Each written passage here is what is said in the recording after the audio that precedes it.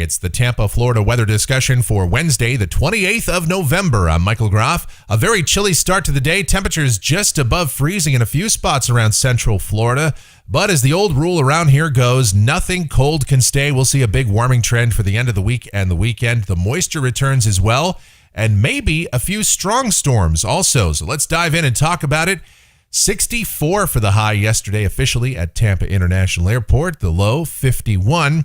And outside right now here at 7:25 a.m. Mostly clear skies to begin this day. A beautiful sunrise. And yes, we're at 43 degrees presently. Dew points at 28. Humidity 56%. The winds are light. The barometer is rising. Temperatures around the area this morning, yeah, it's chilly out there. 33 right now at Lakeland, 37 at Vandenberg and Valrico, near 40 for Metro Tampa, mid-40s to low 50s at the coast. And around the nation, it's cold across the southeast. Temperatures well below average, below freezing in much of the Panhandle and the northern portions of the peninsula. And the reason for all this cold air, the big upper trough, it's now pushing away from the east coast of the United States, but in its wake, we'll see temperatures begin to moderate over the next 24 hours. The watch warning map, freeze warnings continue for the southeast U.S., including much of the Panhandle and the northern portions of the peninsula, extending as far south as near Brooksville. Elsewhere, winter weather advisories for the Dakotas and out west and parts of the Northeast as well. Flash flood watches beginning to pop up across portions of California where they desperately need the rain. Convective outlook for today, no organized areas of severe weather across the country.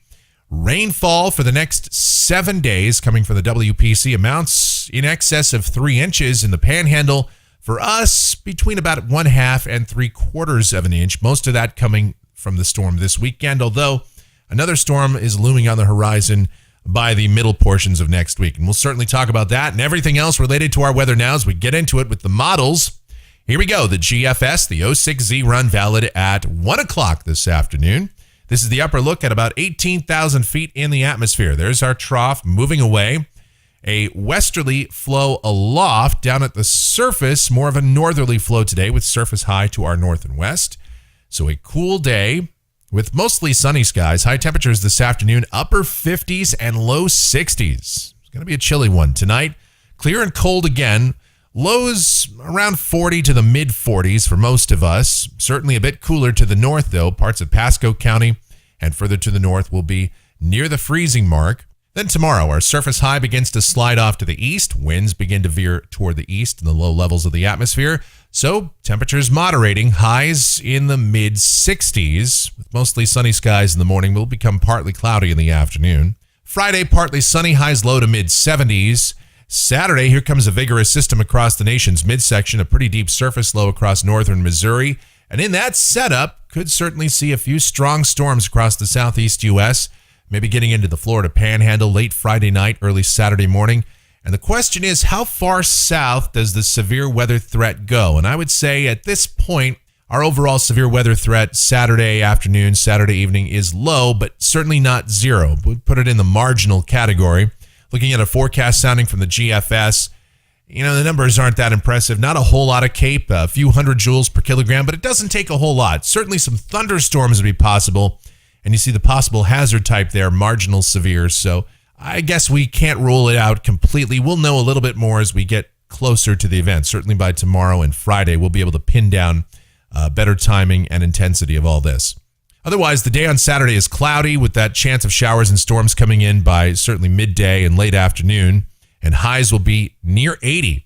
Again, near 80 on Sunday as this front continues to push off to the east. A chance of showers in the morning, then becoming partly sunny in the afternoon. Monday, a small chance of a shower, but I think the day is just partly sunny with highs getting into the low 80s. Some of the guidance suggests we could be warmer than that. The record high on Monday is 85.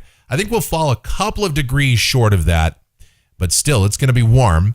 Then on Tuesday, here comes the next cold front, bringing a chance of showers and isolated thunderstorms. I'd say later on Tuesday and toward Tuesday night, but a disorganized surface low over eastern Ohio. This is certainly not a severe weather setup, at least not at this point.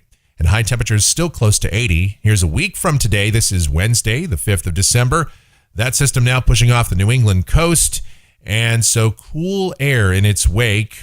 High temperatures below average again, likely back in the mid, maybe upper 60s. Here's Thursday, the 6th, the big low out in the southwest. We're under a zonal flow. Conditions look fairly dry. High temperatures slightly below average, upper 60s to near 70. And this is the end of the 10-day forecast period. Friday, December the 7th, a wave out in the southwest and moving into the central plains. Wet for the Gulf Coast, but we should stay dry here across Florida, at least for the time being. Let's check out the temperatures through the period coming off of the GFS ensemble. Highs trending upward. In fact, it's got us all the way up at 84 on Monday. I'm not sure it gets quite that warm, but certainly temperatures above average are likely out here. And then trending down again as our roller coaster continues. Pretty typical stuff for this time of year. And that is going to do it for the Tampa, Florida weather discussion for today. If you want to check out my weather discussion videos for the Phoenix, Arizona area, you can always do that as well. Otherwise, your comments, questions, suggestions, always encouraged. And if you like our videos, go ahead and subscribe so that whenever we post a brand new one, you'll get the notifications. Be safe out there. Have a tremendous Wednesday. And here is your forecast.